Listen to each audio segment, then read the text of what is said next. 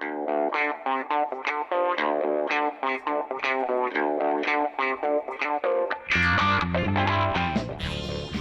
evening, everyone, and welcome to episode 35 of the Retrospectives podcast. My name is Patrick Arthur, and I'm joined, as always, by my co-host, James Turlings.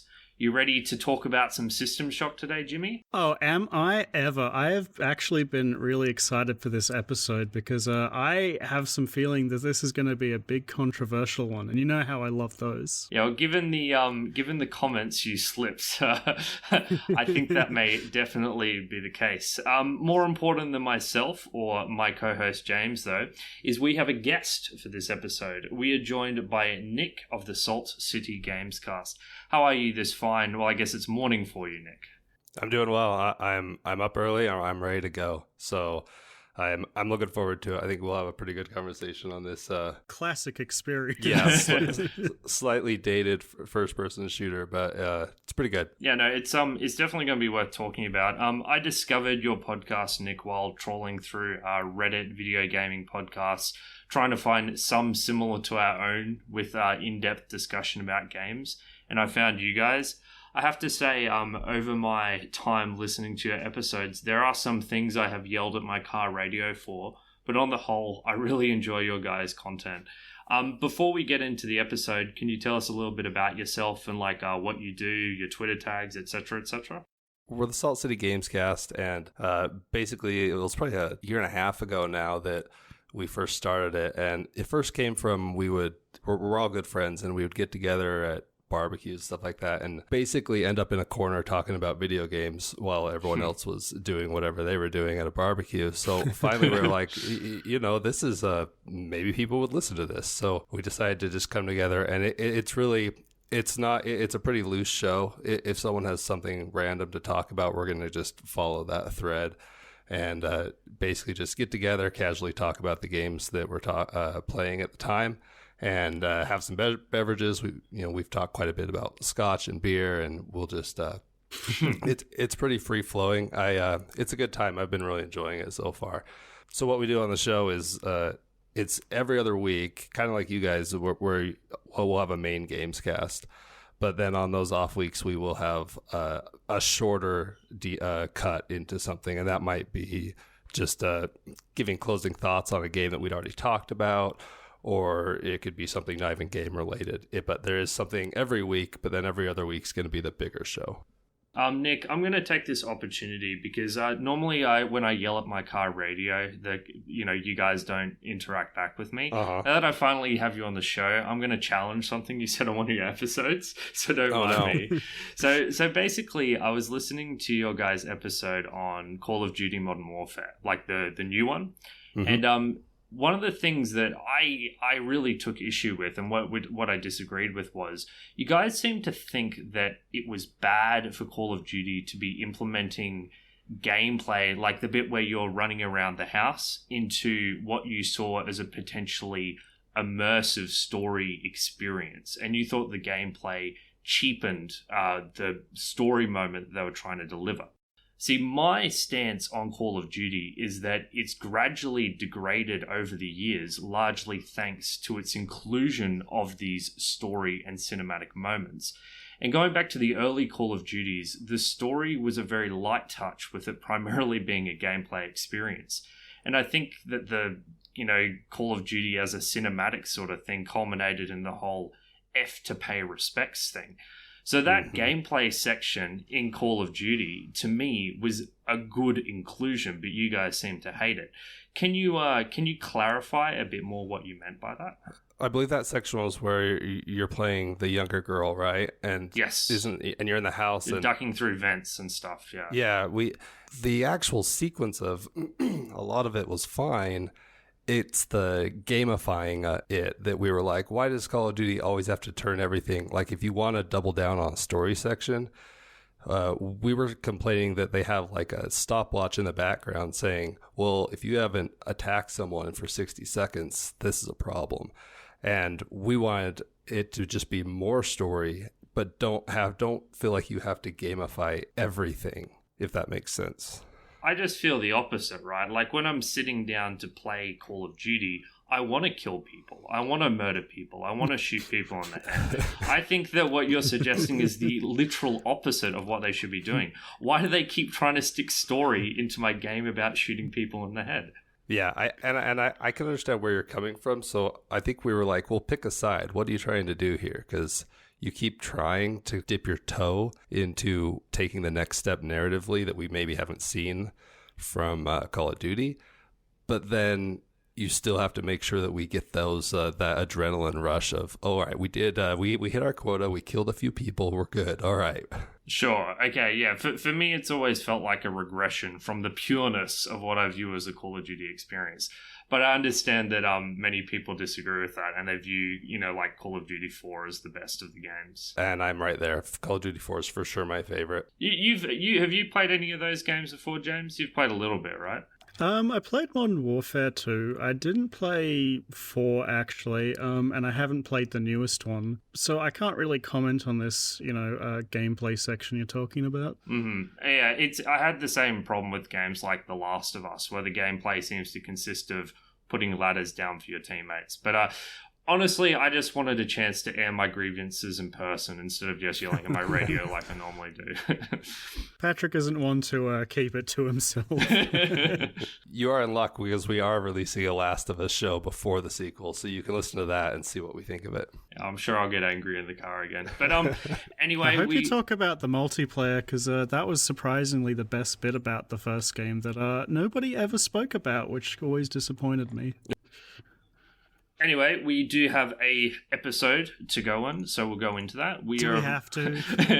We are, of course, doing System Shock, the original. It was first released in 1994 for PC and developed by Looking Glass Studios. A remastered/enhanced edition came out a few years ago that added a lot of really important features, including increased resolution and probably most importantly from a gameplay perspective, mouse look. Mouse look did not exist in the original System Shock game, so the game now works fine with keyboard and mouse, whereas before you were just using a keyboard, so it was quite awkward. And there's also a remake for this game that was scheduled for release in 2020, kind of like a reimagining of it maybe in a similar vein to what Resident Evil 2 did, where it's a completely different gameplay experience, but it keeps a similar structure. But given everything that's gone on in the world, there's no guarantees that it's going to be released this year. The premise of System Shock is, well, firstly, it's worth mentioning that it's a 3D game, and it's a true 3D game, even though it was released in 1994, just shortly after Doom, and 2 years before Quake really brought 3D spaces to the front, running on a different engine, of course, but it is a true 3D game. You play as an unnamed hacker, and you get busted trying to hack into Citadel Station, which is owned by Optimum Corporation, your generic sci-fi evil corporation 101. One of the executives on this space station, named Diego, cuts you a deal. He asks that you hack into Shodan, which is the station's artificial AI, remove its ethical constraints, and grant him root access to the AI, and he'll drop the charges. As a way to sweeten the deal, he promises to give you a military-grade neural net, a device that basically upgrades your brain into a cyborg brain. You can get implants and you can augment your intelligence in a whole bunch of ways. It doesn't seem to grant too many physical increases like we've seen in the later Deus Ex games, although there is a little bit of that as well. You agree, you remove the ethical constraints from the AI, and much to your surprise, he fulfills his end of the bargain as well. He gives you the neural net, but it will take 6 months for it to be properly installed. So, you go into cryosleep for 6 months, looking forward to waking up with your sweet neural net and getting out of the place. However, when you wake up and there's no one around you and you see bits of blood on the wall, you very quickly realize that something has gone very, very wrong on this station. So it's a story that isn't too crazily unfamiliar to those who have played Bioshock or System Shock 2 or Bioshock 2 or Bioshock Infinite or more recently Prey. But this was kind of the this is kind of the very first game to use this sort of storytelling device. So what I'd like us to do, if you guys do not mind, of course, is divide our discussion in this, to begin with at least, into two main areas, because I think there's two stories here. You've got the background story, which is what's basically happened in the 6-month period in between you getting put under and you emerging. And there's also the primary plot, which is the story that you experience throughout the game. So I'd love if we could start with the background story and how the story is told. So Nick, do you have any thoughts on the background story of System Shock, the story discovered through audio logs, and how the story is uncovered to you? As far as the background before we start playing? Yeah, like the 6 months in between you, I guess, going into your cryogenic sleep and emerging. To me, it's like I could tell it was an older game because it's like it was a pretty short intro as far as to get you up to speed. But considering it was 1994, I was like, wow, I'm kind of impressed that they even did this much. And they did have like voice acting, which was like, oh, okay, that's pretty exciting. But generally, it made me pretty excited. I'm a fan of bad sci-fi movies. Like they just they just tick for me. And just from the beginning of this, you're just like, yeah, this is probably going to be right up my alley. There's an AI controlling this ship, and it's gone, it's going south, and it excited me quite a bit. I actually really liked the intro of this game. I really like the idea of playing this character who's, ethically really questionable. He's cutting this deal. He's a shady guy. And it kind of like opened the door to a lot of stuff that happened later in the game. Like you being a hacker is very relevant to the story and the right way it progresses. So I think, as a general setup, System Shock 1 actually did a good job in this area. Yeah, I agree with all that. I guess what I'm more talking about, and maybe I should just start with my discussion instead of stating it in such a vague way. I think that basically what I wanted to talk about was the way in which you uncover the events on the station while you were in cryogenic sleep. So to answer this question, and the reason to why I think myself and Nick didn't quite answer your question the way you were hoping for us to answer, was that I actually think this game's story is primarily told through an introductory cutscene, followed by a whole number of audio logs which you find throughout the game. Mm-hmm. So you'll be, this game, as we said, is very similar to recent titles like Bioshock and Prey, and, is mostly exploration about a dilapidated, abandoned space station through which, you pick up these files and listen to them. One of the issues, we're getting into this quite early, that I had with the game is that I found the audio logs to be very unclear as to what time period they were occurring in, to the point where, until you clarified just then, I thought that basically all the audio logs took place like a week before you woke up or something. Nick, did you have that impression?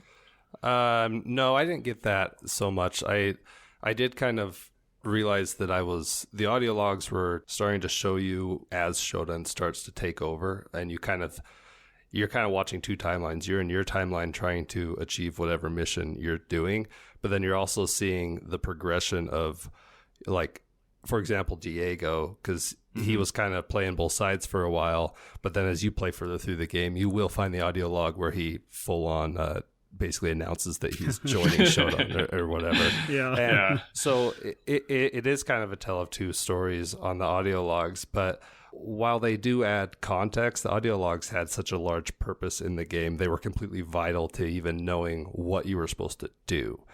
Like some games like Bioshock would have an audio log that fills out lore of what Andrew Ryan was doing or whatever.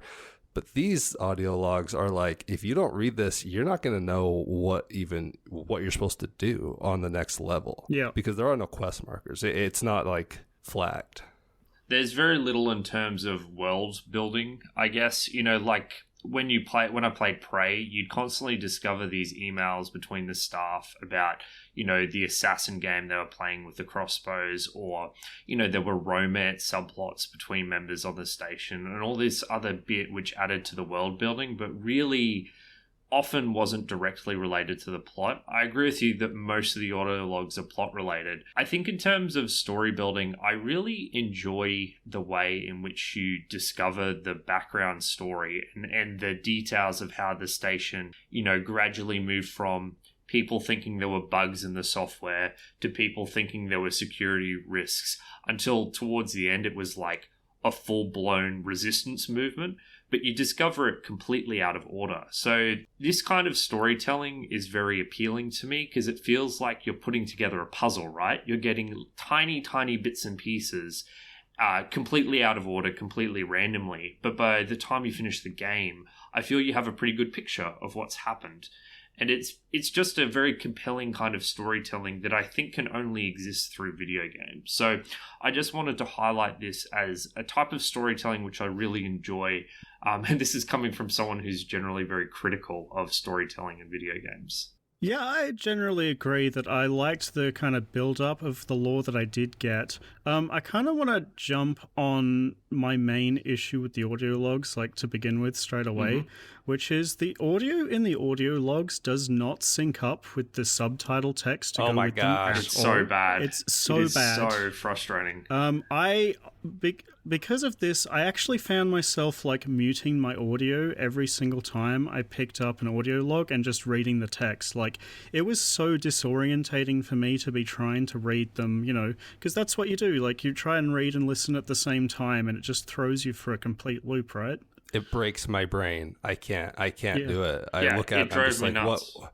Especially when it's like a small change from the text. I'm like, why isn't it just right? I don't understand. Why isn't it right? Like, if you think about it, right, like, how does this even happen, right? So you either write the script and then send it to the voice actors, after which it should be exactly the same, or you direct the voice actors and then you transcribe it into text. I don't really understand how this happened, honestly. I actually looked it up. There are a bunch of mods that fix this, but I wish we had known about those before finishing the game, because it's very, very frustrating. It made me think that they did it after. I'm like, did they add voice acting like with this enhanced edition? It Oh, was, really? It was, well, the idea was there was a version for the floppy disk which didn't have voice acting, and then the CD-ROM version came out later which had voice acting. Like, it came out a few months later. Right. So the original version of this game didn't have voice acting, but it's no excuse. Just give them the script. They can just read the same voice lines off. So I actually I turned off voice acting. And then I turned it on whenever Shodan was speaking, and then I turned it off again. Right. That's how bad it was for me. I much preferred to read through them. And, the text versions almost always had more detail than the voice-acted versions. Yes, anyway. they did. Yeah. Yeah, like, in terms of content of the audio logs, in general, I thought they were quite good. I liked learning about the space station and what was kind of happening on it. I liked when when you were interrupted by Shodan with lots of little extra information halfway through one. I generally, would have enjoyed it a lot more if they matched up. But, overall, I like the story of this game. I would have liked the audio logs if they had, I guess, more, because they have the crucial ones, but I wish that some of them had told side stories that I did not need to consume, but that were just filling out what was going on, like following a character. Bioshock did this really well. Like, you kept following the same character throughout the whole game, and then they had like a little mini arc that you would learn through their stories. Yeah, the only one who's really like that is Diego, right? I really liked that audio log that you mentioned before, the one where he just does a complete 180 and decides to start like pretending to worship Shodan in order to save his ass. It was really funny. Didn't really work out for him, did it? Sorta. Yeah, not really.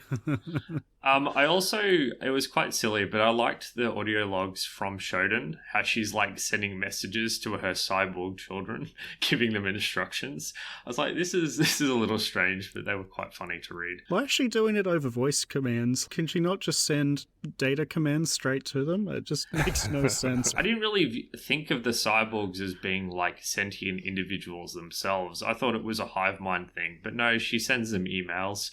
So, they must have a cup of coffee, read their morning emails from Shodan, and get on with their Sally, jobs. please put out the milk on Monday morning. Yeah, so overall background story was like I think it was good, but I completely agree that games like Bioshock and Prey ended up creating a more, I guess, more real feeling world, but just because there was so much extraneous detail thrown in there. Yeah. There's a level of rawness and, function to these audio logs that doesn't really exist in the same way in more modern takes on the genre. Yeah, usually the very plot heavy audio logs felt very gamey in a sense, like especially those ones that left you like keypad combinations. They seemed kind of forced and unnatural as a means of delivering information to the player, which I usually don't get from newer games. There was that one with the groves as well, which is like, hey, here is my top secret plan for making sure the grove doesn't get, ejected, and then it just lays out the 3-step plan. Just lays out the tree stump. Yeah. That was a little too much. It was every time you accomplished a goal, like say you when you fired the laser, immediately the main antagonist Shodan shows up and she's like, well, now I'm doing this. It's like, why, if you're so smart, why are you telling me? Because now I'm just going to go and if you wouldn't have told me, then what would I have done? Let's talk about Shodan a little bit, because I think that Shodan, throughout history, she's revered as one of the great antagonists in video game history. And I think that while she was incredibly menacing and terrifying and her voice acting was brilliant, I actually was a little unsatisfied with her as, being this evil being, because we don't really get any kind of explanation for why she is the way she is. I don't know if you guys felt similarly. Yeah, no, I had a huge problem with that. Like, I mean, I guess you remove the ethics inhibitors or whatever, so she just becomes evil. Like, I agree with you. She's very menacing, and the things she does, a lot of the actions that she takes to kind of scare you don't really make a lot of logical sense for an AI to do. Like, at one point in the game, she threatens you with grinding you into a paste and using you to, like, lube her circuitry, which is, like, it's a very visceral threat, right? That makes no sense from an actual technical standpoint, but it's really effective at kind of, instilling that kind of fear in the player. And I loved this, visceral anger that I felt from it throughout the entire game. I ended up falling a little short on Shodan, and I think part of it's because I've known about System Shock my whole life, and I've always seen the image of her and just like built her up in my head, and then played this game to the constraints of 1994, and I was like, oh man, I'm used to AI and these things having just a little more personality, and that's. So at first I think by the end of the game she'd grown on me, but at first I was like, oh, this is a little flat. Yeah. Like the delivery of it. I don't know if either of you have heard of Harlan Ellison's "I Have No Mouth and I Must Scream." Yeah, no, I have. That was the number one thing that I was comparing Shodan to this entire time was is AM, right? AM, the completely malevolent being that inhabits the world in that short story. I absolutely felt the inspiration from that story on this game. See, the thing is though, even AM, and for those who don't know, it's a fantastic short story, but basically this supercomputer, there are only 5 human beings left alive on Earth after nuclear warfare, and this supercomputer, super crazy sentient computer, basically spends its entire life torturing these 5 human beings. That's the only thing that brings it pleasure. But even AM has reasons for doing what it does. It's a being that is limited in terms of creativity. It can't really conceive of anything else. And it's also like immobilized, like it only exists in the fibers of the world. So it hates humanity for creating it in this way, and it's filled with self-loathing, and it's taking out that hatred and anger on those humans. Why is Shodan doing what she's doing? I've got no fucking idea. Throw us a bone. Throw us a bone. Did you guys notice that in the last level of the game, she just does not communicate with you at all? Like, I thought this was a bug. I don't know if that happened to you because, like, you're going through the bridgehead of the space station and you're effectively trying to destroy Shodan, and you destroy her. And she doesn't talk to you the entire time while you're destroying her. It just happens and the game ends. And I found that to be incredibly unsatisfying for this, like, character that's, spoken about so much in the entire story. She just is destroyed and has nothing to say about it. I think that's because you destroy the antennas, right? The antennas on the station, basically at one point in the story, you need to destroy these antennas to stop her uploading herself to Earth. And I think that after you destroy the antennas, she doesn't speak to you, although I may be mistaken. She may send a message to you after that. Is destroying the antennas before or after blowing the reactor up? Because she gets very angry when... Before, right? Because she speaks to you when you blow the reactor up. Yeah, you're right. She does speak to you, my bad. Yeah, it was just very anticlimactic, honestly. Yeah, you kind of expected her to be hounding you that whole time because you were getting close. Like, that's what we would have come to expect from a modern game, is that level, that was her time to shine. That was her level, and she was largely absent from it. It's like, I mean, obviously, GLaDOS from Portal and Portal 2 took, a lot of inspiration from Shodan, but that does a far better climax with her, negotiation and desperation increasing as you get closer and closer to your goal. I don't think this iteration of Shodan lives up to its full potential. I think she would have been pretty entertaining when the game came out, but by today's standards, the writing of this character it's nothing we haven't seen before at this point, right? I like my antagonists to have an arc, to have a reason, to have a background, to understand what went wrong, to make them do what they do. And this game just doesn't have it. This game falls into that trope of just like, no, that's the bad guy. They're going to do the bad things. Yeah, exactly. This is a James Bond villain, essentially. It is funny, this idea that you need to install ethical constraints on an AI, and if they get removed, they just turn into this evil being who wants to destroy humanity. It's like how the ethical constraints exist at a software level and just aren't hardware limitations put on it. Zero sense. So from here, I kind of want to talk a bit about the story that almost intersects with the gameplay, right?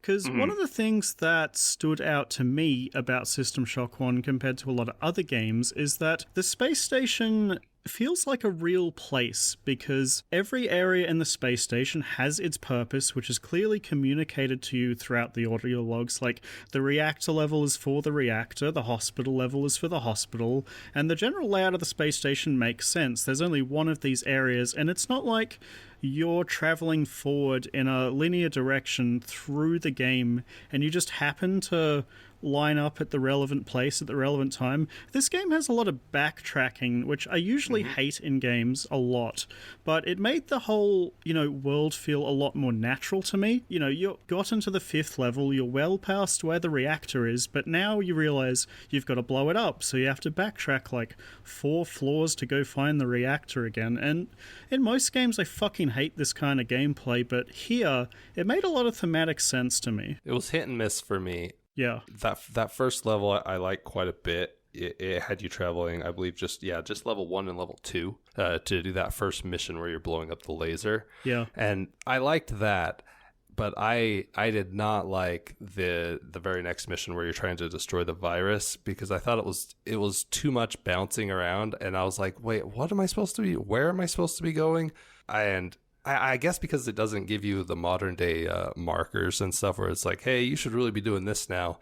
I definitely found myself a little lost when I finally got to those the groves. Yeah. And I hadn't flipped one switch and I was trying to do something else. And I mean, it's my fault, but I was still just like, it was kind of grinding on me a little bit. And then you're moving around and you've got to find, it's not just one central elevator. There's quite a few different elevators. So you're like, wait, how do I get to this level? Which elevator do I have to go to? I definitely wasted some time on that second mission to just like fiddling around, running around. I actually had some of the same things you did, Nick, where I was feeling frustrated. I did exactly the same thing. There was one grove where I hadn't flipped the switch, and I was confused as to whether I needed the switch on and off because of how it's all phrased and displayed to you. And while I was initially frustrated, I have to settle on James's side. I quite liked the backtracking.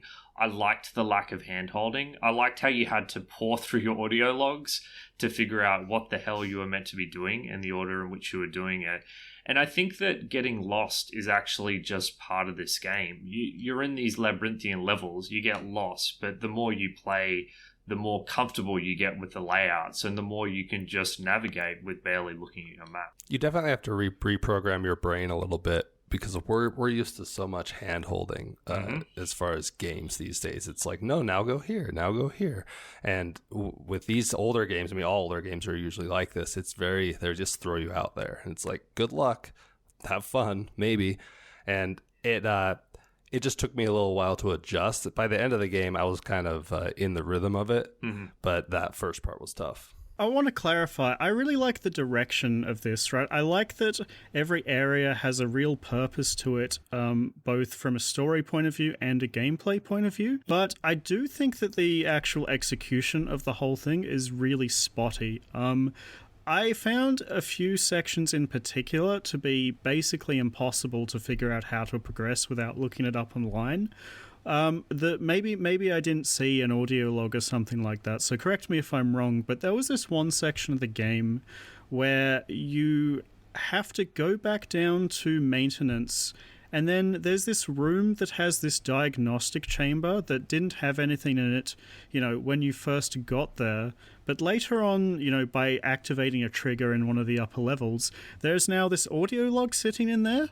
And I had no idea that I had to come back to this level and pick up that file, listen to it, and then do what it told me. And I found that happened to me a lot throughout the game. Like, I think it leaves too much figuring out to the player, and there should be, at least a little bit more redundancy in the instructions throughout the audio logs you find. Because if you miss the key audio log and you just never find it, then you're screwed. You can't figure out what to do, right? So that specific one you're talking about, you should have known to go down to level 3 because it happens after you flip the switch and it says something like, there's been a critical error, return to level 3 and fix this relay or whatever. Right, okay. However, I also found finding that audio log and figuring out how to get the repair device for it very confusing. I looked up a walkthrough because I thought I had to get through the door, which by destroying all the security cameras or whatever, and then I wasn't behind the door, and then I'm like, what is going on?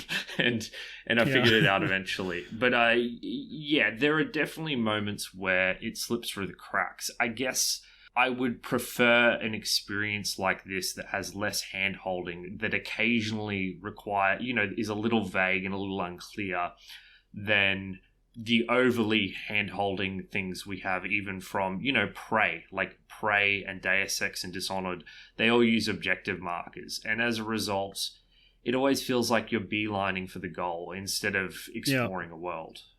Yeah, I can agree with that. I think it kind of goes too far in the opposite direction for my tastes, but I can definitely see that there are some people that would really, really like this style of, player agency, I guess is the right term, rather than being, funneled from A to B. So with the story and the kind of player agency stuff out of the way, I don't really have much else good to say about this game, if I'm being quite frank. I think those two things the best part about System Shock 1. And if I'm being quite honest... Before we do that, should we jump into a music break, Jimmy? Oh, yeah, let's do that. Let's start with something I do hate about this game, which is the soundtrack. I think the soundtrack in this game is pretty abysmal for the most part, honestly, with, one or two tracks that I really like. And the one that got stuck in my head like an annoying mosquito that I'll never forget and gives me nightmares to this day is the main menu music. So, sorry guys, here it is.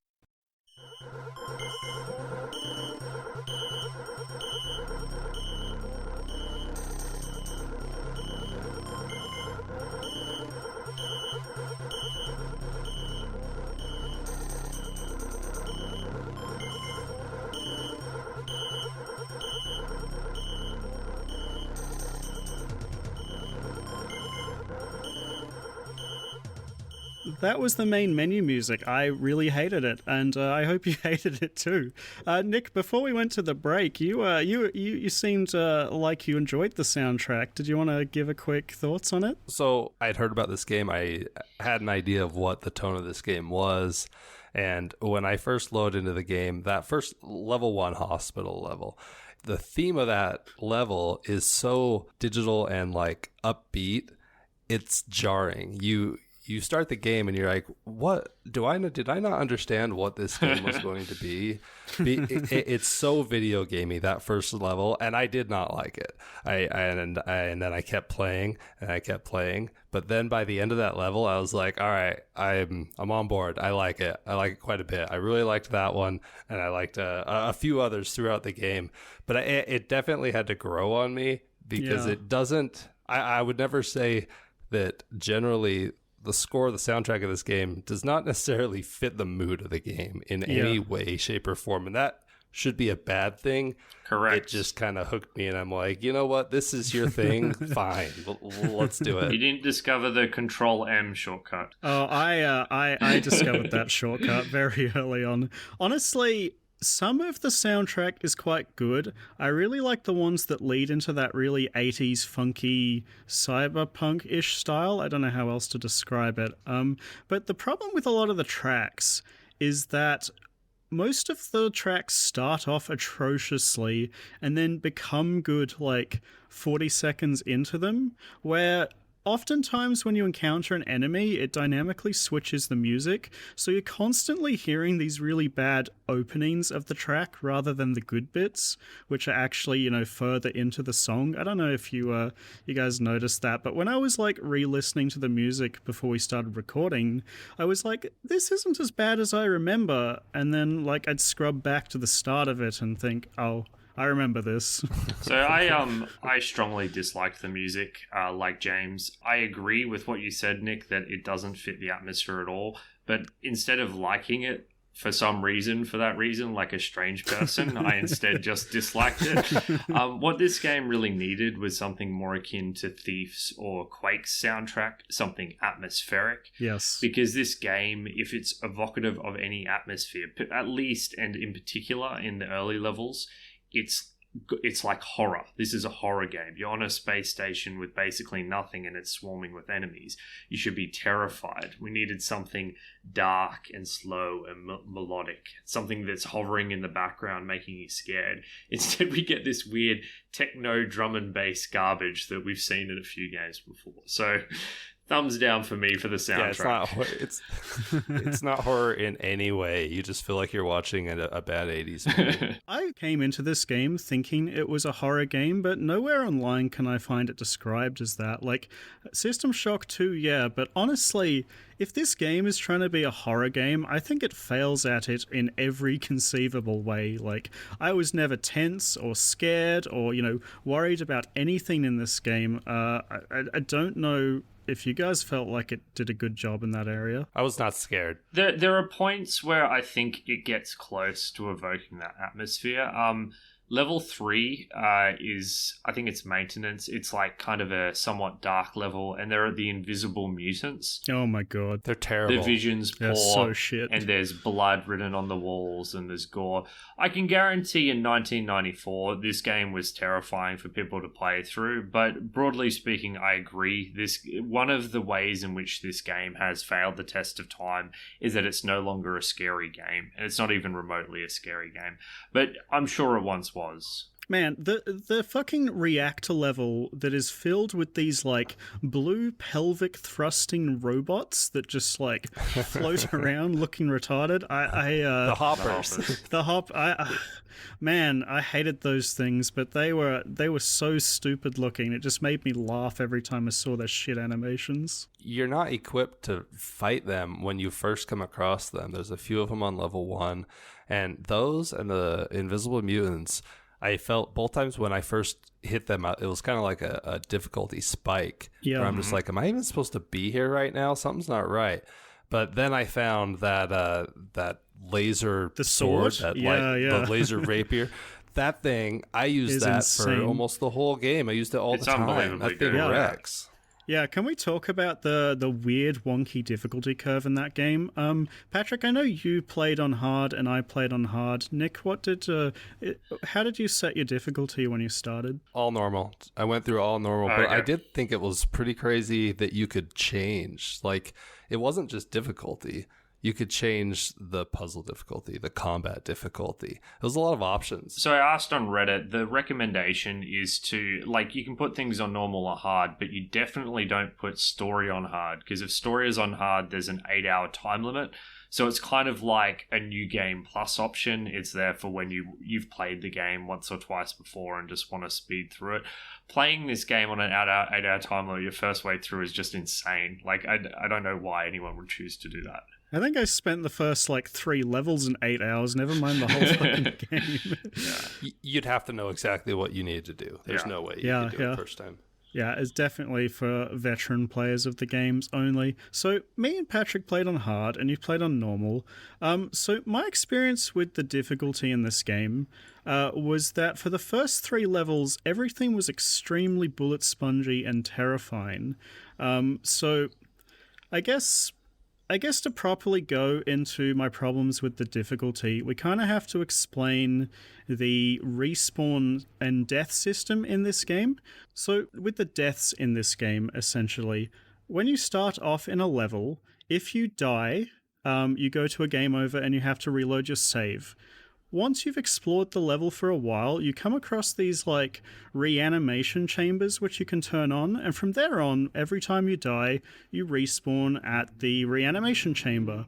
One of the biggest issues I have about this game is this system, because the reanimation chamber, once activated, there is basically no downside to dying in this game, because when you die, you instantly respawn with full health, and then can continue on your way. Yeah, it's an upside even. You're actively encouraged to die often to refill your health bar. So what I found I was doing on hard was, because when you first get to a level, health packs are at a premium, because if you die before you find the chamber, you have to reload your save and start again. So I was doing everything I could to preserve my health packs, no matter what, which meant that as soon as I activated the chamber, I would never, ever activate a health pack, and would instead just throw my corpse at room after room of hard enemies until they were gone.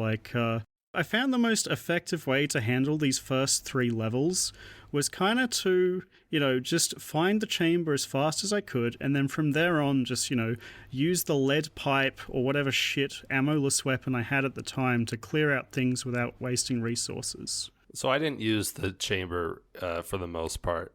I had been looking online, and someone on the internet was like, "Oh, I consider it cheating." I'm like, "Well, I want to be a cheater, so all right." Except on level 3, because those mutants they're bullshit. But in general, I didn't use that. But the game does allow you to save scum, so it's not like you have to clear a level perfectly. So that's kind of how I did it. But I'll want to talk about the combat, because you cannot take very much in this game. You die very quickly, and there is some shenanigans with opening doors and dying that does not even feel fair. Basically, I played the game like Nick as well. I was primarily quick saving. I didn't really use your strategy, James. If I died, I'd reload a save, or if I got taken off guard, I'd reload a save. And I was pretty content to use the health packs I found and take, I guess, gradual chip damage over the course of a level.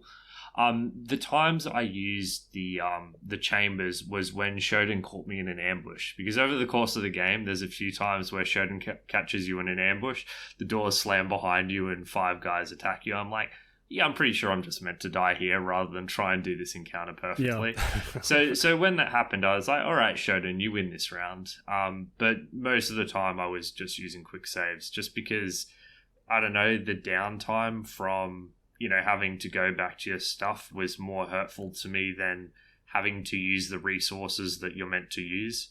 As long as you didn't go nuts with them, there were plenty of resources, even on those first few levels. You just had to get a bit creative with grenades and things like that. Right, so you used the quick save a lot more than I did, because I found that, like, another awful gameplay pattern that I was incentivized into in the first 3 levels was, on the very first level of the game, the hospital, there is this station which you can double click on to refill your health, and like a power conduit nearby to refill your energy. And on level 2, those items are broken, so before you find the respawn, it's very, very encouraged, it felt like, to just be constantly running back to the very first room of the game to refill your health pack. I probably refilled my health like a couple hundred times from the first level after I'd run out of, health ups and stamina ups. Are you serious? Because I was always like running out of health, and I didn't want to be save scumming the entire game. So, I didn't really have a choice, honestly. I basically save scummed instead of doing that. Yeah, me too. I never went back to level 1. I couldn't find the damn thing. I mean, I don't think either of these options are particularly good. I don't think your game should require the player to either abuse these, stupid systems like I did, or abuse save scumming like you guys did. For sure. Okay, let's jump right into the combat, and I guess the essential hit scan mechanics of shooting enemies and being shot, because a lot of what we're talking about hinges on that. So, James, considering, I'll get you to start off with your feelings, because you came up very strongly saying this game basically does nothing good apart from the story. So, lay it on us. How do you feel about the essential combat mechanics in this game? I fucking hate this game's combat. Holy shit. The first episode of this show that we did was the original Doom, right?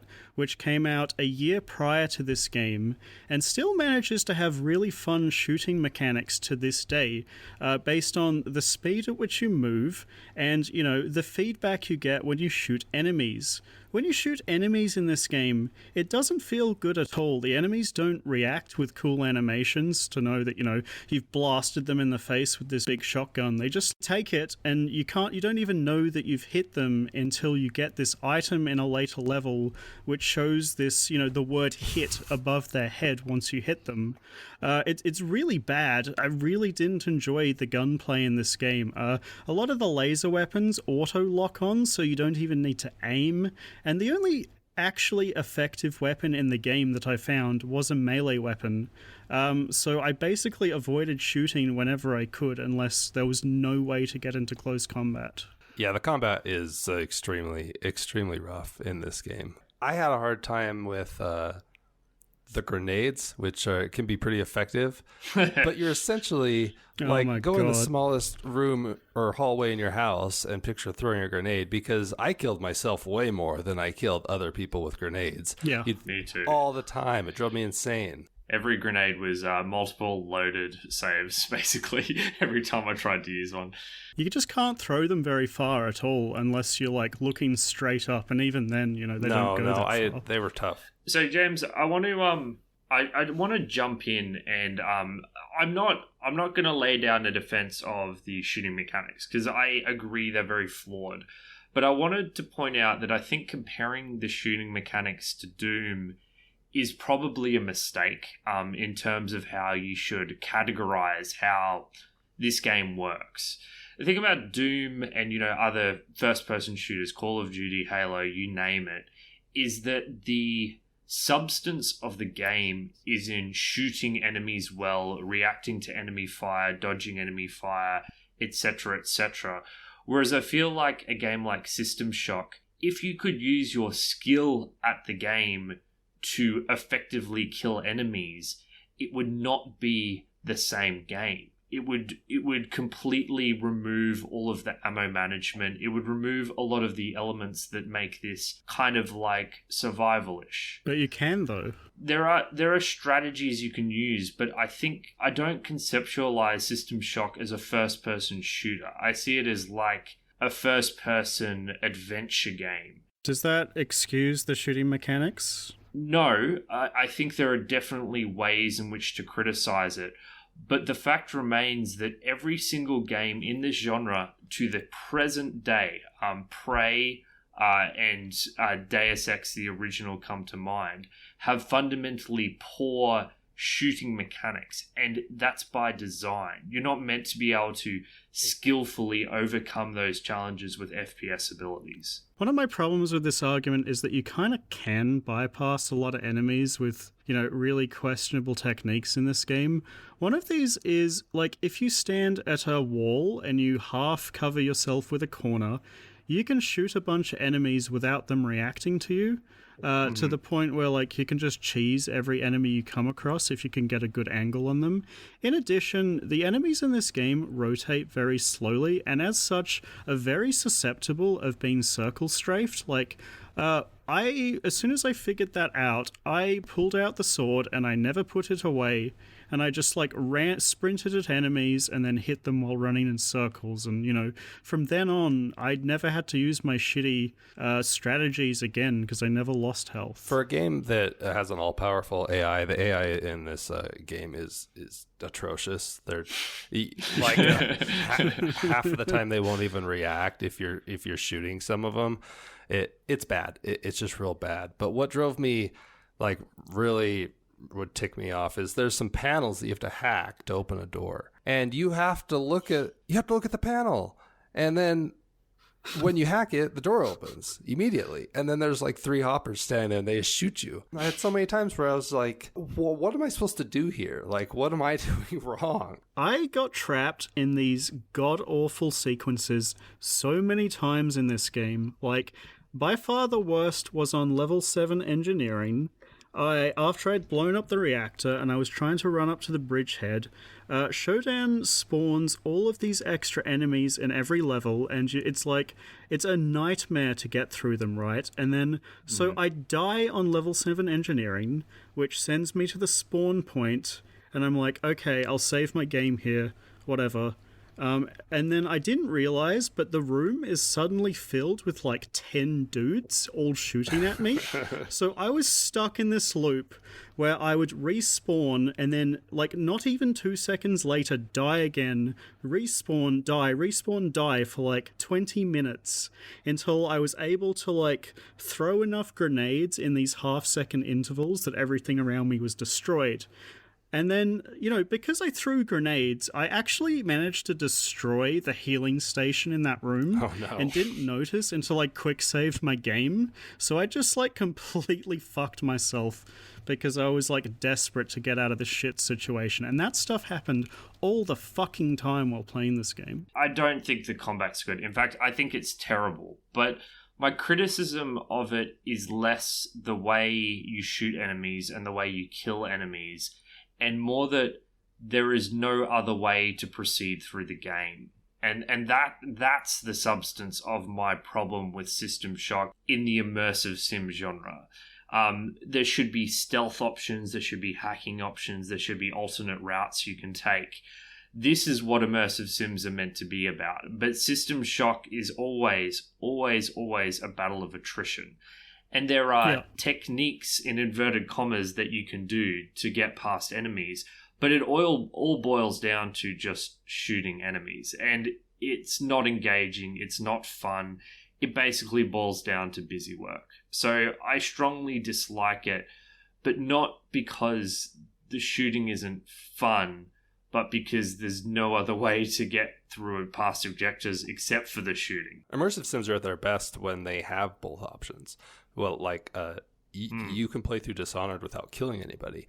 And I think the reason it makes the whole game better, even the combat side, is it forces the developers to overlay those two things. They have to work together. You have to be able to do all combat or do, a no-kill run, or you can even mix and match it. I really think it adds a lot to the genre, and my favorite immersive sims are always the ones that I can go through without killing. I didn't know that this game had no RPG elements in it at all, because System Shock 2 has them, Bioshock has them, all of the games in this genre yeah, Deus Ex have ways to upgrade and change your character so that every playthrough, changes, or, your gameplay experience evolves as the game goes on. This game has none of that, and I was actually quite surprised because it gets very monotonous very fast, especially on hard, where there's a lot of situations where you can shoot enemies, but they can't shoot you. However, it still takes like 20 bullets to kill them, so there's no way to upgrade your character. You just get stuck in these situations where you're forced to sit there slugging at this like non-threatening target for, like a minute before it dies. So a big part of the problem is the fact that so many of these enemies are hit scan enemies. It's something that we've covered in a few of the first-person shooters before, and broadly speaking, James and I are far more in favor of projectile-based enemies that you can interact with. The one scenario in which hit scan enemies are acceptable is if the hit scan enemies are just as vulnerable to you shooting at them as they shooting at you, like in Call of Duty. And even in something like Doom, the chain gunners are notorious for how deadly they are, but they die in a few hits, so there's a sense of balance there. The hit scan enemies in System Shock don't die in 1 or 2 hits. They're all tanks. They all take 1 million hits, so there's no balance of satisfaction there. I did notice that all of them have like a kind of startup time on their shots. So if you break line of sight with them while they're like, charging up their attack, they have to reset. So if you just like dance back and forth between a wall, they'll never shoot. I don't know. I felt it very abusable, very boring, and very uninteractive, honestly. I hate the combat in this game. And it becomes so much better when you get the energy sword because you don't have to use the guns. Did you guys interact with the consumable items, the different types of boosters? I did a little bit. In the end, I deferred to the strategy of I guess corner shooting, I guess you'd call it. Enemies' hitboxes kind of extend. They're literally a square box. It's literally like a rectangular hitbox. And it extends beyond their character model. So you can, as James said, you can just safely shoot them from cover. So I found them not very useful, except early on I used the Berserk one a few times to make my lead pipe better. Did I miss like a description on these things? Because besides just the name of them, I was like, how do these work? Like, what does each one of them do? am I playing Dark Souls? What's going on here? Yeah. There are descriptions. We can go into talking about the UI here because that's a major part of this game. Oh my god! But before we do, we'll have a music break. Basically, just in short, you can bring up detailed descriptions of every item in your inventory in the bottom or left-hand corner if you find the correct tab. Okay. So there Really? were descriptions of every single item available to you. I never found that. But before we.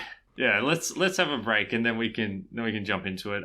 Nick, do you wanna tell us your favorite music piece and we'll jump into that for the break? Yeah, my favorite one came on the level 6 executive level, and it starts off pretty slow, and that's kind of a building level, and then it peaks about a minute in, and I feel like it calls back a little bit to that first song, just a little bit, and it has everything that I liked about the hospital level one, just with slightly different tones. All right, well, this is level 6 Executive Suite.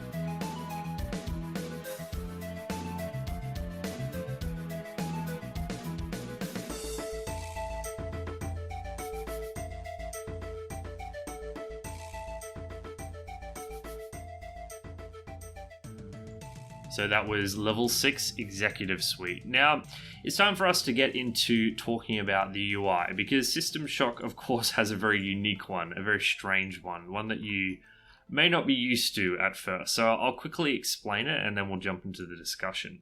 So basically, playing System Shock is all about toggling between two modes. The first mode will just be completely normal to anyone who's played a first-person game before. Use WASD to move, space to jump. You can crouch, you can look around. It's completely normal. Where System Shock gets weird is that whenever you press the E key, your character freezes and your screen is locked, and instead the mouse moves your cursor around the screen. You can use the cursor to interact with objects in the game world by double-clicking them. You can use it to shoot guns, or you can use it to use items in your inventory, which are displayed in tabs on the bottom of your screen, and there are various other tabs on the left and right hand side of your screens that fulfill a wide range of functions. So when you play System Shock, you're basically constantly, and I mean constantly, switching between these two modes. So I have my opinions on the UI, but we'll leave the best till last. Nick, what were your feelings on the UI? Did you like the UI? Was it a dumpster fire? Where do you stand? I mean, it has to be a dumpster fire. I adjusted to it when I first started. You really have to see it to believe it, because the general UI takes up most of the screen, and it gives you this little window of what you can see of the game. And so when I first started, I'm just like, seriously? This is how I'm supposed to shoot people. Now you can go, there is a tab on the side. You can go to full screen mode. I did not use that because you constantly need the UI in order to do things. So yeah. Correct. Did you go full screen? I played the whole game with all the UI. Oh my god. I also played the entire game with the whole UI for the Why? exact same reason. Like, Why? I constantly would have had, like, I tried to play the first level with it turned off, but I constantly needed to turn it back on to, like, interact with the environment. Like, it was such a pain in the ass that I just dealt with the tiny little viewport in the middle of the screen. You know? I am so sorry for both of you. It was so clunky. I played in full screen like the entire game. Like outside the first 10 minutes, I was in full screen mode literally the entire game. Wow. It looks so bad with it turned off, though. Like, all the information is there, like, though. All the text elements are still laid over the screen. It's like, you know those screenshots you see online where people have, like, edited UIs to have extra shit all over them to make them look bad? Like, this is actually what that's like. You know, it's not even ironic in the slightest. It's just more than half of your screen is obscured the entire game. So I would liken learning this game when you first start playing. Recently, James and I played this game called Archimedean Dynasty. It's a submarine sim. And I would say this UI is a first-person game that's like learning how to pilot a submarine. Because the person you're controlling and all the different tabs and everything, you need to learn how to control your character. They're like a mech. Yeah. You need to learn how to press all the buttons to get this person to operate as a normal human being would.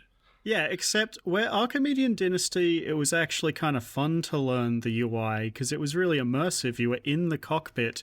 This game just felt incredibly clunky by comparison.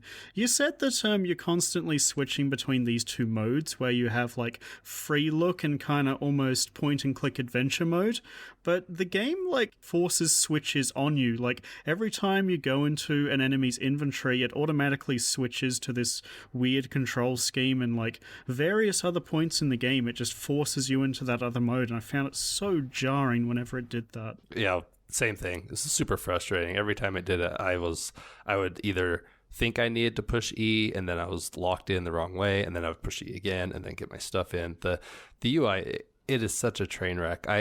It's so bad. I don't know if it's just hidden there, but I really don't know how to tell how many clips of ammo I had, but I always just reloaded. It's very, very odd, the whole thing. Yeah. There's even different types of ammo that I about halfway through the game, I was like, "Oh, there are different types. Okay, that's cool. I'll try this. I'll try this Oh my clunky." God. Yeah, me too. So, guys, I really liked the UI of this game. That may be going too far. I quite liked it. Yeah. So the thing about the UI is that rather than say, so the way a game like Prey or Deus Ex works is that you've got these inventory systems, and then you've got a quest tab, and all of those systems always have to take up your full screen. Like the game pauses essentially while you access all the different pieces of information. What System Shock does is it has a million tabs in full screen when you play in full screen mode. All of those tabs are closed by default, and you get to open up exactly which ones you want for a given moment. Wait. Okay, wait. But exactly the one that you want? Are you kidding me? Like, the amount of times... I specifically looked up the hotkey to display the minimap because it was never fucking open when I wanted it to be open. Like, the game was constantly putting useless info over the box where the minimap was supposed to be. And, like, I was constantly wrestling with it to do what I wanted. And just, like, every time you quick save, it took away the minimap. Every time you interacted with an object, it took away the minimap. Just leave it on the screen. Holy shit. That wasn't happening to me. I don't know if this is a difference between the full screen mode and the weird mode you guys played on for whatever fucking reason. But basically, because you can open and close these tabs at will, you can choose to have to have the minimap up or descriptions of items or whatever you want up and everything is a single click away. Yes, learning how to use it was a nightmare. It took me, 3 to 4 hours before I was comfortable with it. But once you are comfortable with this inventory system, there is something pretty special about everything being one click away and not having to pause the game every time you wanted to check a piece of information. Most game, the minimap is 0 clicks away. It's just always on the screen. Well, it was for me. I don't know what you were doing, but I always had the minimap. I don't know, Nick, did you have that problem as well? I had all the problems. This is terrible. But the best part about the whole thing is you get these neuro upgrades as you play through it. One of them is like a rearview mirror that you can just have up on your screen. Did anyone use this? No! Oh my God. I thought it was a joke at first. I couldn't understand it. And then I realized when this game first released, there was no mouse look. So it would have been a nifty way. But even then, it's very suspicious. It gets upgrades as well. You get like extra like rear view room as the game goes on. The most advanced cybernetic human in the world, now with rear view mirrors, guys. So dumb.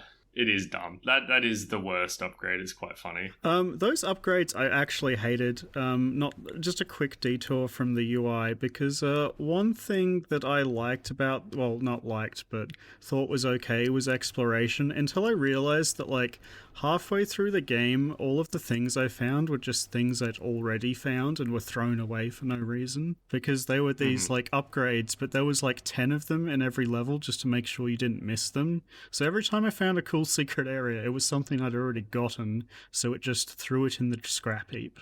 I think that that's probably a problem with the level design kind of not being as brilliant as modern levels are. The idea of having multiple copies of these upgrades scattered about is actually very cool because it creates this non-linear path, all these non-linear paths you can go down and you eventually get the items you need. But System Shock, in terms of how I progressed through the game at least, which was exploring every nook and cranny, I had the same issue you did, James, where I was just constantly finding redundant guns and pieces of tech. In cyberspace, which we haven't even covered. Oh my fucking god! Oh my god! The worst. I just want to linger on the HUD a bit more. Sorry. There was this thing that happened to me, and this is probably my fault about being a big dum-dum. But early on in the game, so one of the things in the UI is the health and your energy, and the energy symbol is like a lightning bolt that looks kind of like the letter S. And something that I was doing in the very first level was I was trying to sprint around, and then the game was constantly being like, you're out of stamina. And I thought that because the lightning bolt looked like an S, that was the stamina bar. And I was like, okay, I'm just going to pile battery after battery into it until I can start running again. And I think I wasted like 3 batteries until I realized I was a fucking idiot. You are dumb, James. Yeah. I agree. I agree. Also, what the fuck does that like weird heart rate monitor in the top left of the screen do? Did anybody figure that out? No. Well, I had it closed, so... No, I'm not sure how to read that thing. I think that might tell you when you're getting tired when you're sprinting, but I'm not sure how to read it. Yeah, there's this big heart rate monitor that takes up, like, I don't know, like a sixth of your screen when you've got the HUD enabled, and it just... completely useless. And then there's this little man that like shows you if you're crouching or not, because apparently or leaning or whatever, because apparently it's too hard to realize that you're like prone on the floor. You need this like UI element to tell you. I don't even know if those stances were hotkeyed in the original version of the game. You might have had to click on the portrait. Oh, man. Oh, man, yeah. I did quite like the pulse upgrade when you get it upgraded a few levels that just let you run around super fast. I don't know if you guys use that one much, but I use that one a lot. Couldn't you just do that all the time? Maybe I didn't use it. But it consumed energy, not stamina, so... But yeah, okay. It made you very, very fast. The boots were pretty neat, but they burned battery so fast. So fast, yeah. Yeah. Yeah, I agree with Nick with this one. The UI in this game is a complete garbage fire. Like, I think that System Shock 1 has the worst user interface of any game I've ever played, probably. It was horrifically bad. I certainly hated it at first, but like I said, I maintain that there's an economy of information here once you know how to use it. And I think that's the main problem, right? It's very difficult to learn how to use. But once you've got a grip on it, it's actually, I found it quite pleasant. I was really enjoying playing this game. You're insane. And, using the... I mean, the gameplay is one thing, right? But I think that the way you can navigate every single piece of information without going into pause menus is quite good. Having to pick up items manually off the ground by like mousing over them and then like dragging them into your pocket, as opposed to every other modern game where you just hover over it and press the pick up button, such a pain in the ass. Yeah, but you're getting goodies, so it feels good to take some time to pick it up. It's like, ooh, some ammo. There's just no reason to have to drag it. Like, you weren't dragging it to a different pouch or anything. It was just dragging for dragging's sake. Just specifically on this idea, because there's a lot of... the other big one, I think, is reloading. Like, the way you reload a gun is you need to drag your mouse. You press the R I wasn't button. Using that. I was manually reloading and manually changing all my weapons. And all that stuff, it really didn't bother me. I actually thought it was completely fine because this isn't a first-person shooter. I don't know. There's something about this specific brand of clunkiness in games like this that I don't hate, because it's not about, I don't know, the smoothness of, this kind of experience. It's about how do I use the tools at my disposal. So I don't want an experience like Dishonored when I'm playing this game. I don't want to be flying around, killing people instantly, blinking and jumping off them. In fact, I expect and kind of hope for a degree of clunkiness because it's essential to this kind of experience. I think you're insane.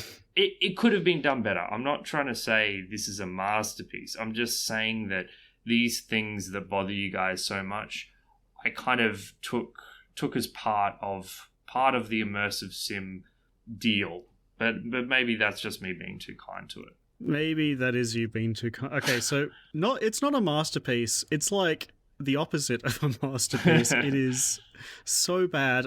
I'm glad I never have to see it again, honestly. But I guess we'll disagree. We'll agree to disagree on this one. So where did you want to go from here? Is there anything that you wanted to touch on, Nick, before we get to like aesthetics and stuff like that? A couple of funny things. There's we talked about the chamber that brings you back to life once you pull the lever, And this is it's an immersive sim, so I like to think about this in the real world. And the idea that there's these rooms that have a lever that you can just say, should I make evil robots or should we heal humans, is just the best thing ever. I was so... And the Shodan can't, like, flip it back, right? And like, no one questioned that these levers are there. That it's so good. That just cracks me up. And then I don't know if we're going to talk about the ending later, but the ending was the most jarring, like, game's done, bye. Okay, what? Did I even, like, kill the boss? It was very odd. Yeah, right? It was very odd. Did either of you do what I did and activate the laser without activating the shields first and destroy Earth? No. Yeah, I did that too. I was like, button, ooh, laser. Pulled the Laser, thing. It's like, yeah. And the thing was, I can't even make the excuse because I'd read the audio logs that said you need to do this me first. too. I was just like, it's a game. You just press the buttons. No.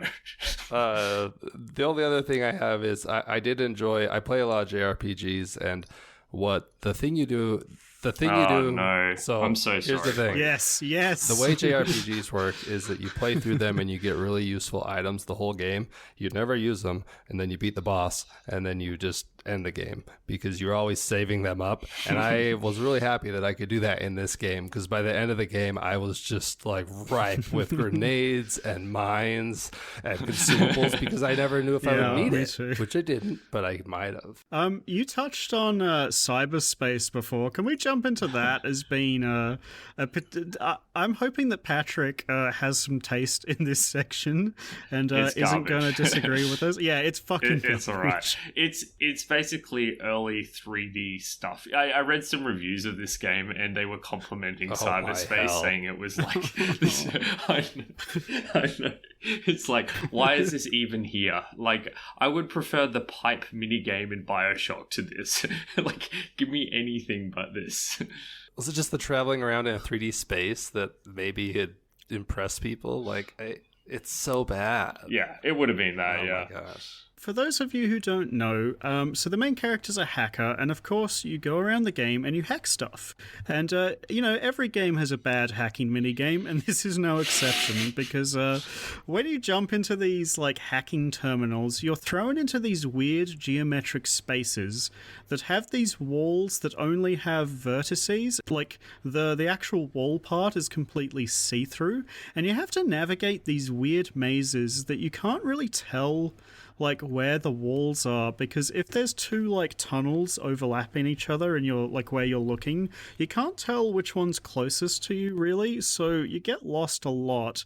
And it has like even worse shooting mechanics than the rest of the game, surprisingly. Like this, if there's anything about the cyberspace that impresses me, it's that it had worse shooting than the rest of System Shock 1. So not only that, but the objectives inside cyberspace are extremely vague. Like, there is these things that you have to shoot that apparently are switches that don't look like switches at all. They're just like these blocks, and you just shoot them, and it's like, yeah, you flipped the switch, something happened. Like, the first time I encountered one of these stations, I had to do the segment like 4 times before I figured that there was this stupid yellow block that I was supposed to shoot for some god-known reason.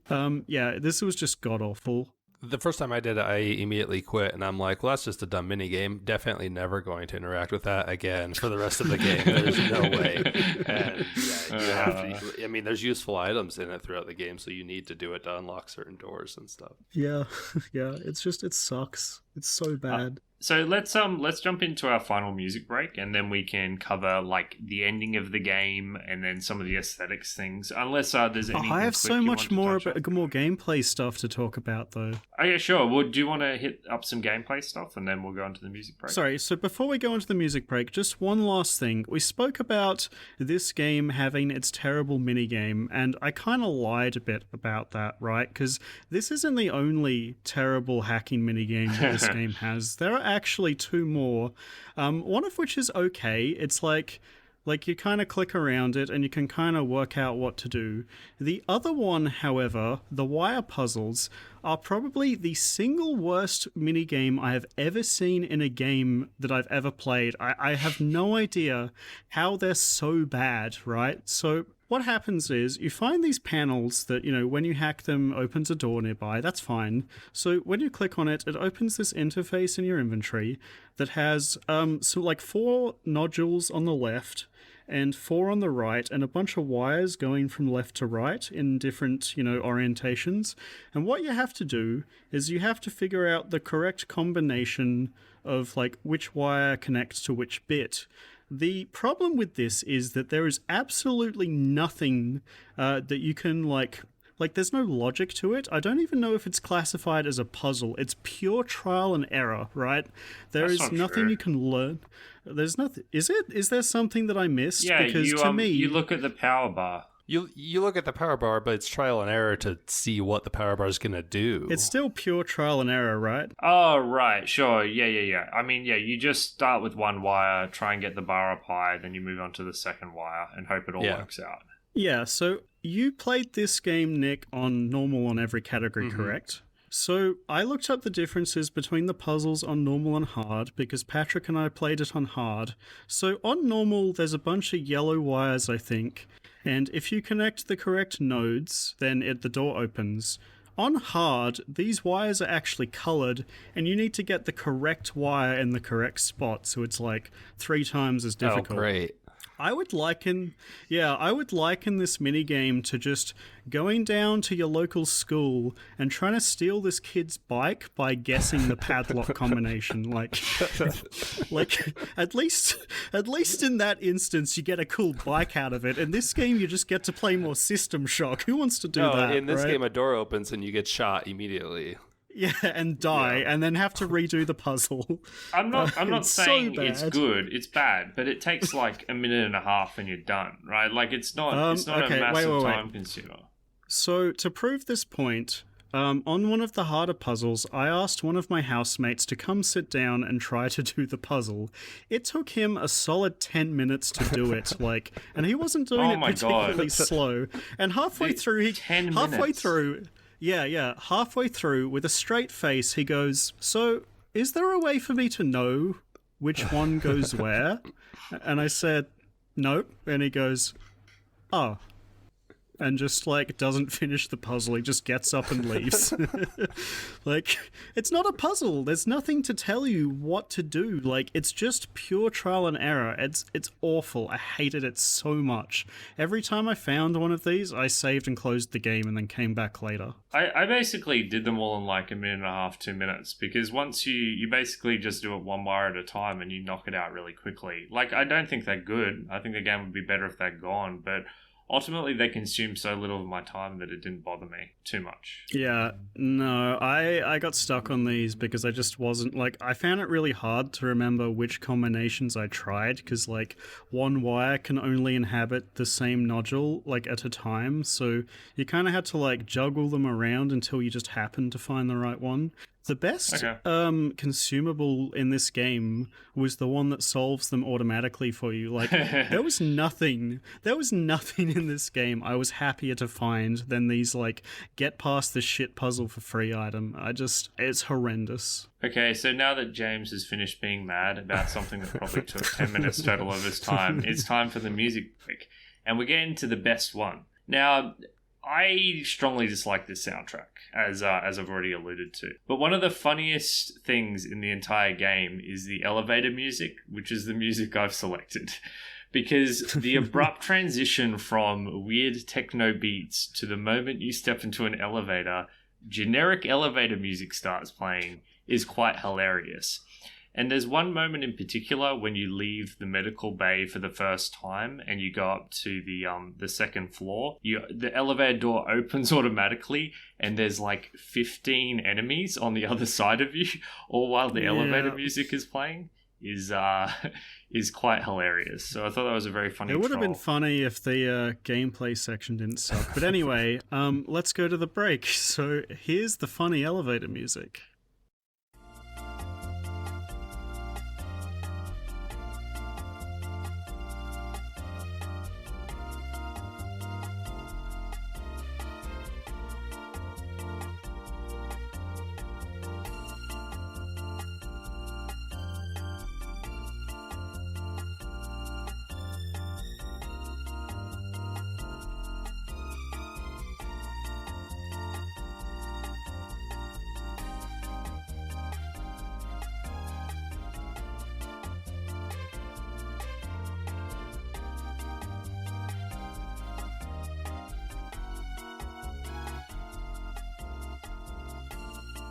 That was the funny elevator music, which I kind of agree with Patrick is probably the best track in the game because it actually, has some value to the player.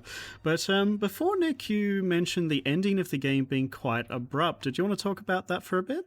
Yeah, so the way it happens is, one, the end boss you fight in cyberspace, which is a questionable decision, an understandable decision since it's an AI, but it's the worst part of the game.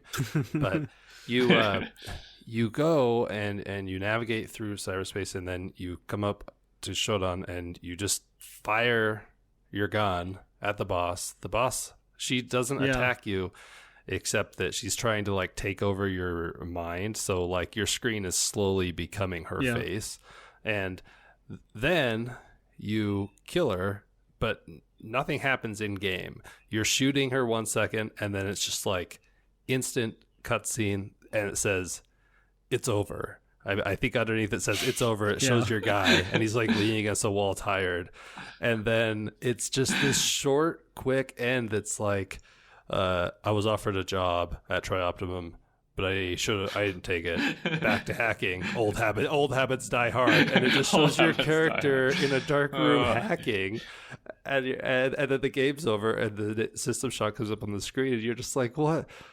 Seriously?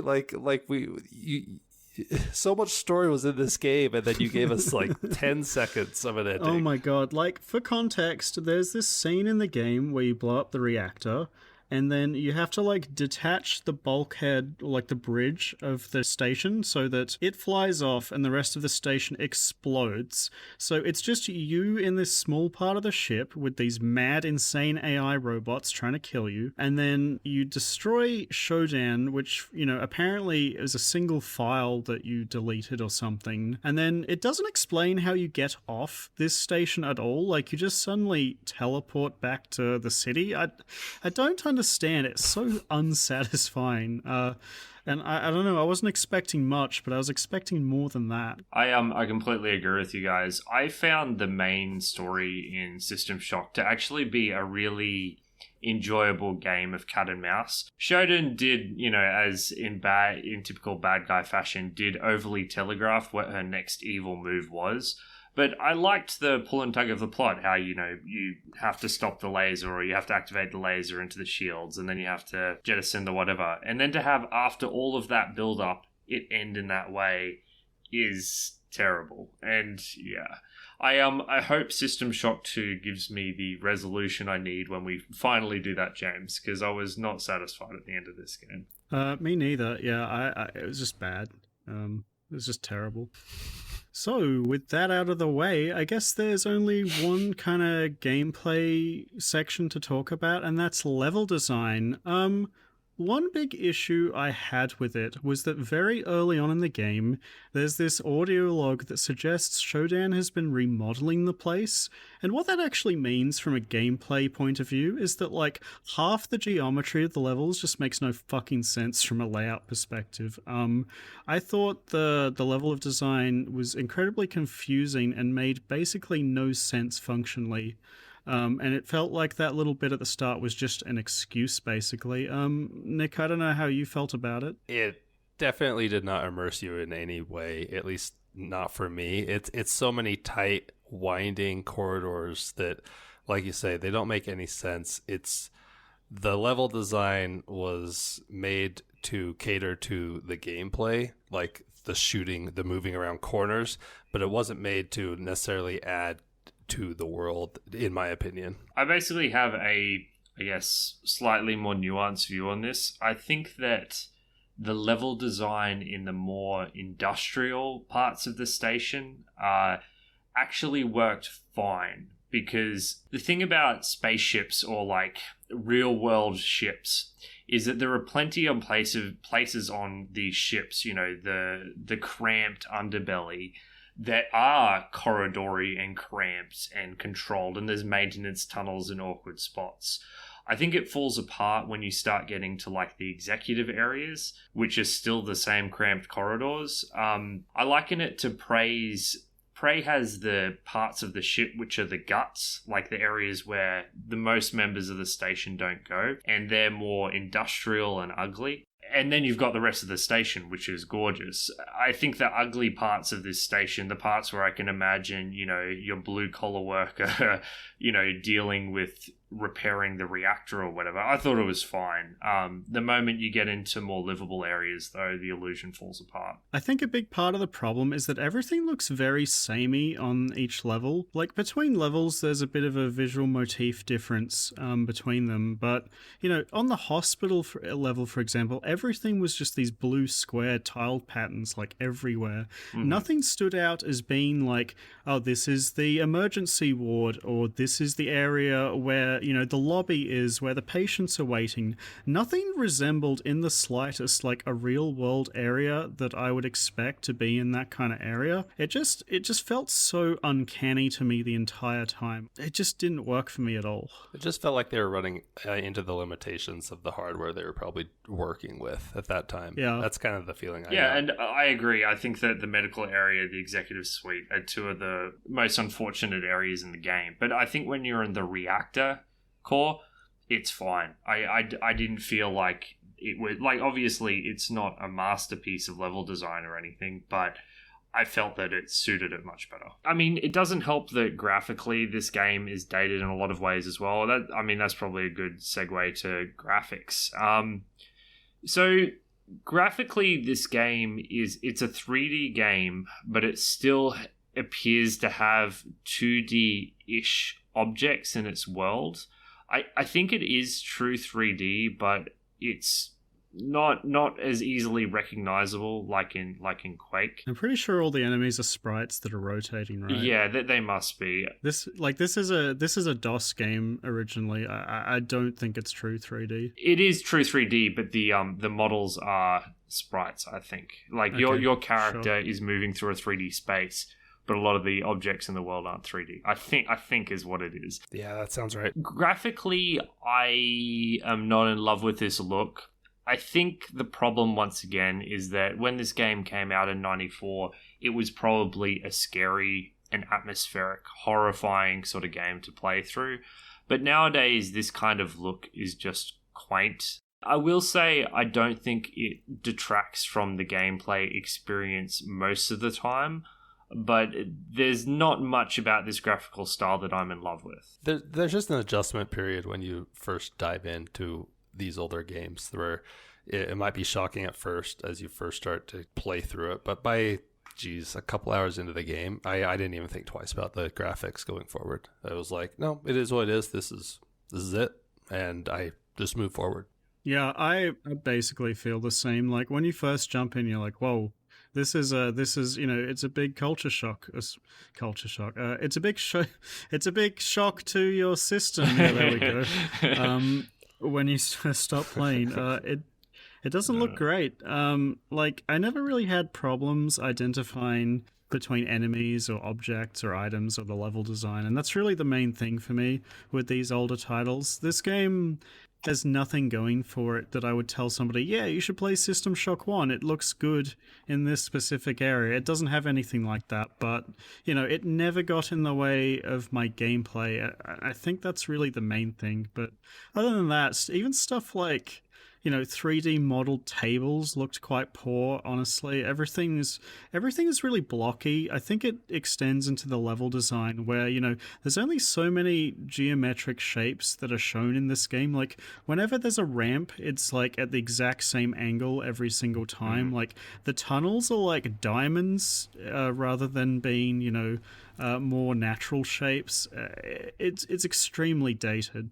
I think the objects on the ground in particular looked rather goofy. The ammo you find, the guns you find, the audio logs, they just look kind of out of place and low resolution as objects that you're interacting with. I didn't even know that I was picking up audio logs at first. I'm like, ooh, a software upgrade, because it looks like a disc or something. Yeah. And the guns look silly. Like, I don't know how else to put it. So I agree that you don't really notice it too much and there's certainly more detail in this game than something like Doom. And even Quake, there's more detail in the environments.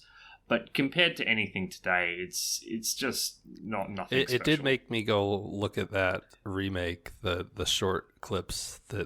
Have you guys seen that? It looks fantastic. Yeah, It was pretty cool. It looks really good. I'm excited after for playing it, through the game, it was neat to go and see that and to be able to visualize it. You're like, oh wow, like it's brought to life now. So who knows? We'll see if it comes out, but it looks neat. There's a playable demo for it as well. Really? Okay. Yeah. Yeah, it's interesting, isn't it? Because, like, I don't think it's a big secret at this point. I fucking hate this game, but having played it, I am actually excited for the remake because more than anything, I like the direction of this game. Like, I think the idea of being on this space station trapped with this rogue AI where you're, like, constantly going back and forth trying to figure out these puzzles is really good.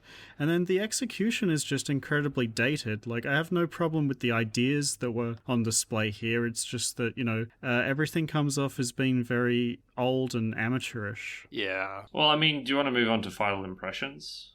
Yeah, sure. Patrick, do you want to lead us off? I think you were a bit higher on this game than I was. I think so. This has been, it's taken me a lot of reflection to come to a conclusion about how I feel about System Shock, because I think it's a very flawed game.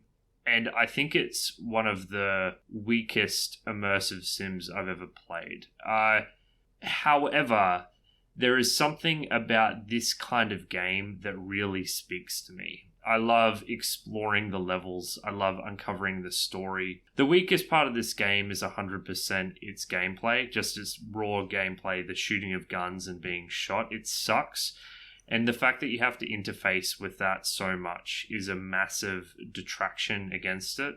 However, I enjoy the experience of exploring the levels, uncovering secrets, the resource management, uncovering the story, the non-linear way that you can experience all this so much that it gets a recommend for me.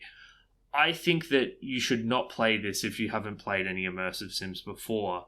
But I think that if you have enjoyed games like Deus Ex and Thief and Prey and Dishonored and etc., if you've enjoyed those kinds of games, System Shock 1 is worth your time. It is a good enough game in that sense. It has stood the test of time for people who want more of this kind of genre, but it's certainly not the strongest, and it's got some serious problems. So you just have to be aware of that coming into it. Nick, what do you think of this game? Has it stood the test of time?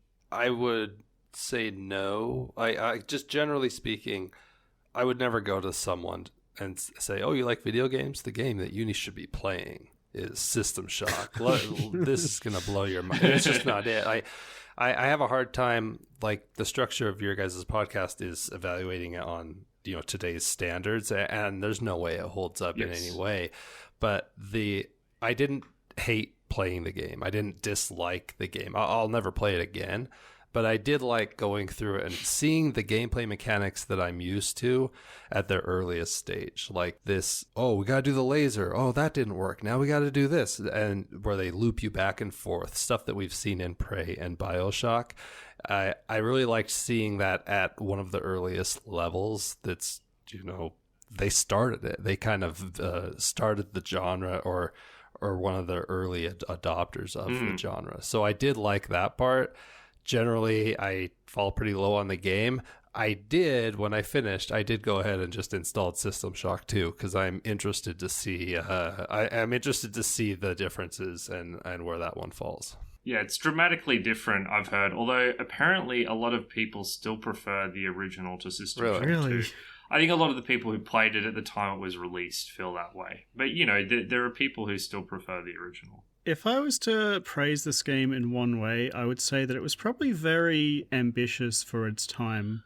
However, in terms of how fun this game is to play today, I cannot think of another game that I've played in recent memory that I've disliked more. I hate this game. I cannot express how much I dislike System Shock 1. If you've listened to the show before, I'm usually pretty easy on games. I probably give way more passes on games than I say you shouldn't play. But System Shock 1, to me, is one of the worst experiences that I've had playing a video game, full stop. There were so many times where I was actively getting angry and turning the game off and having to step away for an hour. I hate the gunplay. I hate the exploration. I hate what it looks like. I hate everything about it apart from the story, and even that isn't great. It's just incredibly bad. Like, there was this one section where I was stuck in this room, and I realized you actually can't aim straight up, and if a flying enemy gets, like, above you, you just can't shoot it, and you have to reload. There's nothing you can do. Just so many bad gameplay loops that this forces and encourages on the player that the entire thing was completely miserable for me from beginning to end. I was so happy to finish this and to never have to touch it again. I think this game is complete garbage on every level. Please don't play it. Jesus. A ringing endorsement. That's you've been harsher on this game than Call of Duty. I didn't think that would ever happen.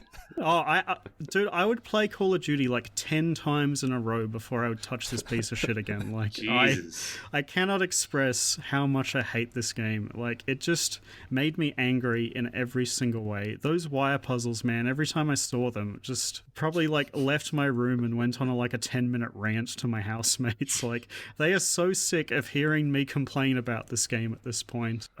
Yeah, I hate it so much. I'm sorry. I'm sure that people who played this back in the day loved it because it was innovative and very ambitious, and I accept that. That's fine. But for today's standards, this just does not hold up. Okay, well, that about wraps it up. Thank you for listening to James get all of that off his chest. Oh my god, I've been so excited to rant about this all week. I just needed that. It was very, very cathartic for me. We are, of course, the Retro Spectives podcast. My name is Patrick Arthur, and my co-host is James Turlings. You can find us at rspodcast.net, where we've got all of our content, all of our podcasts, and lots of articles about all the games we've been playing. We've also got a Discord server that we'd love if you drop by. We'll put a link to that in the show notes. We were joined today by Nick of the Salt City Gamescast. Nick, would you like to plug yourself one more time before we sign off? Sure. You can. You should be able to find us on just about any podcast service that you search for. That's the Salt City Gamescast. We have a Discord as well. Also, honestly, if you want to follow us, just go and get into the Retrospectives Discord, because I've already posted the show there and the Discord links there. So that's probably the easiest way. If you can't remember that, you can try Twitter. I'm on Twitter, Salt City Games, and then my personal one is The Last Son of Bob. And hey, thank you guys for having me on here. This was great. No, thank you so much for joining us. Thanks for coming. It was really nice to have a third opinion in the mix. Sometimes James and I get a little too in each other's throats. It leads to a more balance. So yeah. Well, I think that was a good middle ground here. It was, yeah. It actually worked out exactly like a middle ground, actually. That's quite nice. So that brings the show to a conclusion. So let's move on to what we're doing for next fortnight. So I was the one who chose System Shock for this episode. So now it's James's choice. What game are you subjecting me to next fortnight, James? Well, I'm not getting my revenge on you this coming week, but I do have a plan to get it in the future. So for this next week, I got into contact with a friend that I hadn't spoken to for a while, and he let me know that his favorite game of all time is Freelancer, which is another sci-fi game. So it's another spaceflight game, which I guess, Archimedean Dynasty was kind of like a sim, but this is a real true sci-fi space exploration game with a big focus on doing missions and trading and relations. And so, I'm really excited to give it a go and see if it's as good as my friend makes it out to be. Okay, I mean, all I know about Freelancer is that it's a trading/pirate game, but I don't object to it in principle, so thank God it's not a JRPG, anything but that. Hey.